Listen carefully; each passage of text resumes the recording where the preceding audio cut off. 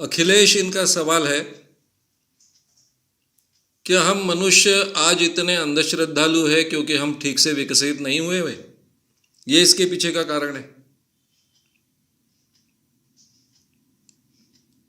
मनुष्य अगर विकसित नहीं हुआ है तो वह अज्ञानी हो सकता है। अंधश्रद्धालु होने का कोई कारण नहीं है। इंसान में तर्क करने की क्षमता है। हमारे ब्रेन के लेफ्ट हेमिस्फीयर का वो हिस्सा है। रीजनिंग करना, तर्क करना, मैथमेटिक्स करना, ये लेफ्ट हेमिस्फीयर का हिस्सा है। और हमारे मस्तिष्क में दूसरी एक क्षमता है, जो बात हमको कही जाती है वैसे के वैसे हम स्वीकारते हैं। उसके बारे में हम कोई क्वेश्चन नहीं करते, कोई रीजनिंग नहीं करते। ये दोनों क्षमताएं इंसान में है। ये जो रीजनिंग करने की क्षमता है वो कॉन्शियस माइंड का हिस्सा मानी जाती है। और हमें जो कहा जाता है जैसे कि वैसे हम स्वीकारते हैं, कोई रीजनिंग न करते हुए। ये जो तरीका है, ये जो हिस्सा है, हमारे सबकॉन्शियस माइंड का हिस्सा है, ऐसा माना जाता है। तो ये दोनों क्षमताएं इंसान में है। और इंसान का पूरा जो विकास हुआ है, विज्ञान का विकास हुआ है, इंसान की प्रगति हुई है, वो उसकी तर्क करने की क्षमता के कारण हुई है। प्राणी जगत में तर्क करने की क्षमता कम होती है, इंसान में वो बहुत ज्यादा होती है। और इसीलिए इंसान निसर्ग से, नेचर से स्वतंत्र हो पाया, समझ पाया नेचर को बहुत अच्छे ढंग से, और नेचर का ही उपयोग कर कर उसने अपनी शक्ति बढ़ाई। वो जानता था कि उसके पास में इतने ताकतवर हाथ नहीं है, तो उसने लकड़ी उठाई, उसको एक नुकीला पत्थर बांध दिया, अपने हाथ लंबे कर लिए, भाला बन गया। अलग अलग हथियार ढूंढे। आंखों की शक्ति कम है तो चश्मा बनाया, दूरबीन बनाई, आंखों की शक्ति बढ़ा ली। यानी नेचर में जो उपलब्ध है उसका उपयोग कर कर वो अपनी शक्ति बढ़ाते गया। नेचर का ही फायदा उठाकर अपना राज एस्टैब्लिश करता गया। और ये सब उसके रीजनिंग करने की क्षमता के कारण, दिमाग चलाने की क्षमता के कारण संभव हुआ। जब तक इंसान केवल कल्चर की अवस्था में था, संस्कृति की अवस्था में था, तब तक उसका विकास बिना रोक टोक चल रहा था। उस जमाने में जब कल्चर्स थी, धर्म नाम की कोई चीज नहीं थी। धर्म में और कल्चर में एक मूलभूत फर्क होता है कि धर्म में एक संस्थापक होता है, उसका एक गॉस्पेल होता है, उस गॉस्पेल में तत्वज्ञान होता है, साथ में कोड ऑफ कॉन्डक्ट यानी कायदे कानून व्यवस्था होती है। और ये सभी व्यवस्था अमल में लाने के लिए एक पुरोहितशाही होती है, चर्च होता है। ये टोटल यंत्रणा यानी एक धर्म होता है। कल्चर में ऐसा नहीं होता है।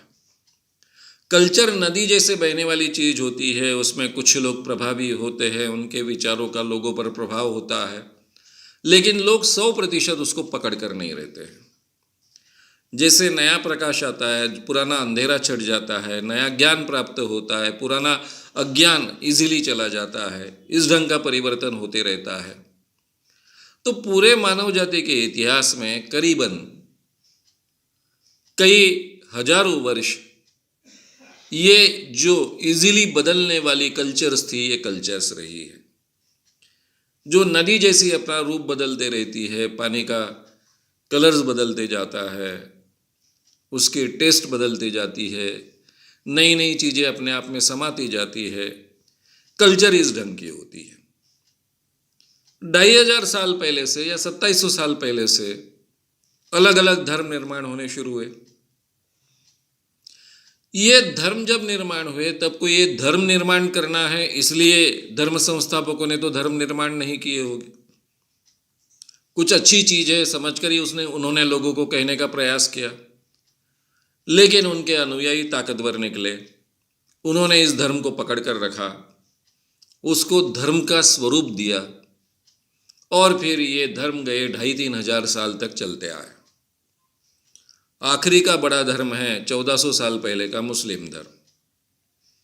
पहला बड़ा धर्म है बौद्ध धर्म या जैन धर्म, या उसके भी पहले शायद यहूदी धर्म निर्माण हुआ होगा। यहूदी धर्म की कोई तिथि निश्चित कही नहीं जा सकती, इसलिए पहले हुआ या फिर बुद्ध धर्म या जैन धर्म के बाद में हुआ, इसके बारे में डाउट है।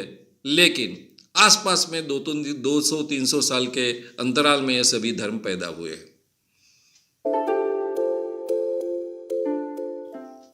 उसके पहले कोई भी शब्द प्रामाण्य नाम की कोई चीज नहीं थी।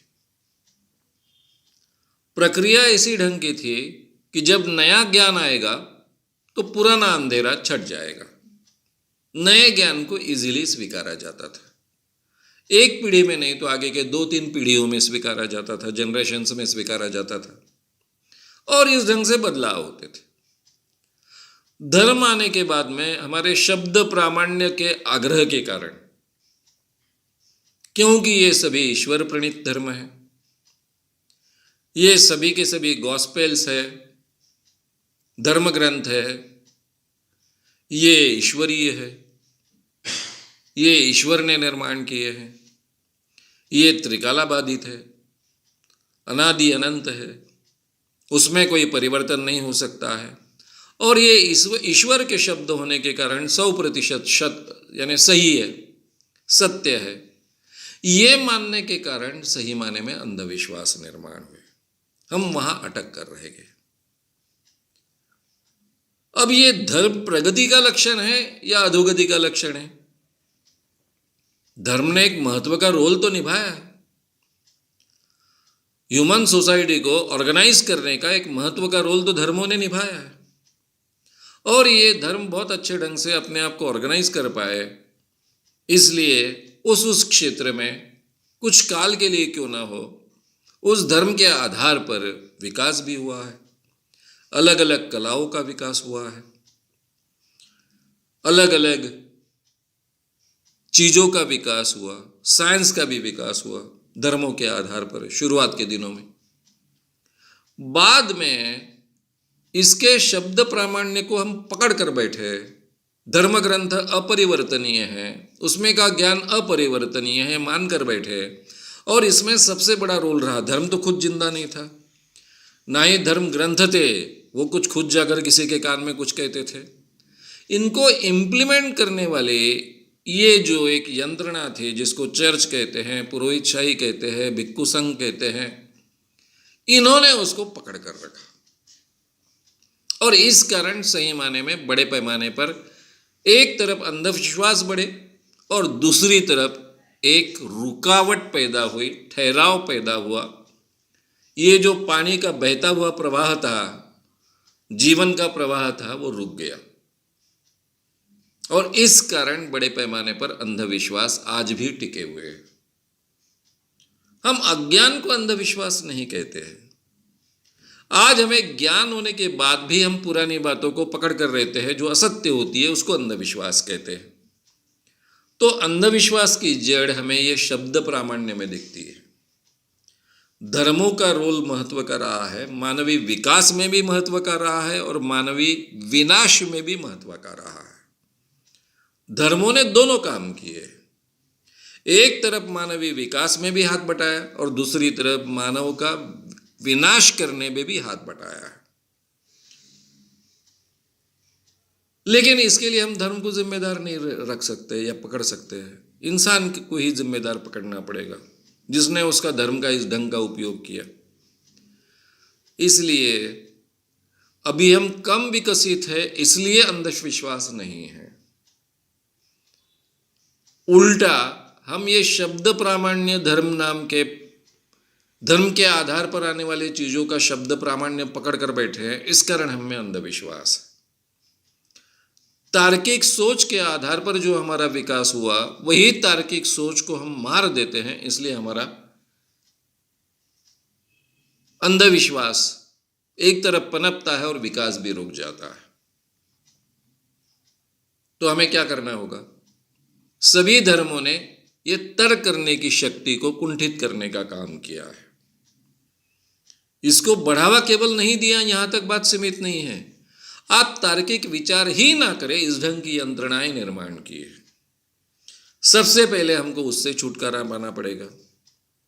हर व्यक्ति को तार्किक विचार करने की क्षमता प्रदान करनी पड़ेगी, वैसा माहौल खड़ा करना पड़ेगा, उस ढंग की एजुकेशनल सिस्टम हमको खड़ी करनी पड़ेगी, और फिर 2-4 पीढ़ियों में पूरी तरह से पूरा दुनिया की दुनिया बदल जाएगी। सब लोग फिर वैज्ञानिक सोच को स्वीकार पाएंगे और अंधविश्वास नाम की कोई चीज नहीं बचेगी। बचेगी भी तो बहुत कम प्रमाण में, 5-10% लोगों के लिए। कुछ लोग ऐसी ही बातों पर विश्वास रखना चाहते, वो रखते रहेंगे, लेकिन मेजॉरिटी लोग, 90% लोग ये अंधविश्वास से छूट जाएंगे। ये आज के जमाने में संभव है कि नहीं? बिल्कुल संभव है। उस दिशा में हम जा पा रहे कि नहीं, ये बात अलग है। अब भारत जैसे देश में 40 सालों में जिस ढंग से परिवर्तन होने चाहिए थे, उस ढंग से परिवर्तन नहीं हुए। अगर हमारे एजुकेशनल सिस्टम में परिवर्तन होते तो आज जो अंधविश्वास हमको भारत जैसे देश में दिख रहा है, ये 70-80% अंधविश्वास कम हुए होते। लेकिन ये नहीं हो पाया क्योंकि हमने उस दिशा में प्रयास नहीं किया। लेकिन यूरोप बदला और पूरे दुनिया पर राज करने लग गया। तो इसलिए हमारे सामने प्रमाण है मानव जाति के कि इंसान इस ढंग से बदलता है, पूरे के पूरे देश बदलते हैं, पूरे के पूरे एरियाज बदलते हैं, और फिर उस ढंग से उनकी प्रगति होती है। बाकी लोगों को भी इस ढंग से बदलना पड़ेगा, भारत के लोगों को भी इस ढंग से बदलना पड़ेगा। और फिर आज जो हमारा जो विकास हुआ है मानव कर वो कम नहीं है, केवल सोच के दिशा में हम अपने आप को बदल नहीं पाए, इस कारण अंधविश्वास है।